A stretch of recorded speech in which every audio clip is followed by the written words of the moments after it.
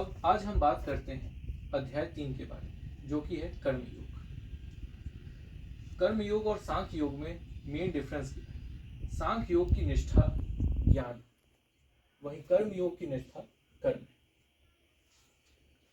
अगर हम कर्म की बात करें तो लोगों को लगता है कि कर्म जो है वो पुरुष के द्वारा होता है, लेकिन कर्म जो है वो पुरुष के द्वारा नहीं होता, वो प्रकृति के गुणों के द्वारा होता है।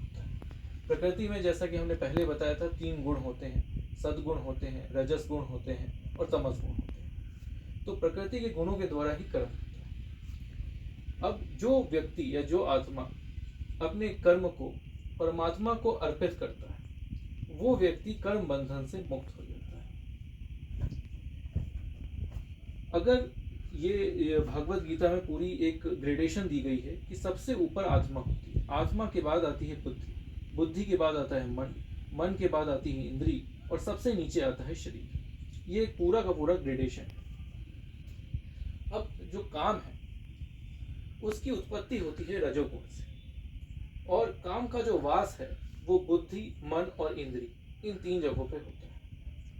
अगर काम का नाश करना है तो उसके लिए इंद्री को वश में करना जरूरी है।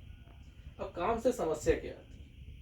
काम जो है वो सबसे पहले तो ज्ञान को ढक देता है, ऐसा भगवत गीता में लिखा है, और इससे क्रोध की उत्पत्ति होती है। तो इन दोनों कारणों से काम जो है वो काफी विनाशकारी होता है। अब काम को नाश उसका कैसे करें या इंद्रिय को वश में कैसे करें? अब सबसे ऊपर तो आत्मा होती है, तो आत्मा को जानकर बुद्धि के द्वारा मन को वश में करके हम इंद्रिय को वश में कर सकते हैं, जिससे काम का नाश हो सकता है। तो ये था कर्म।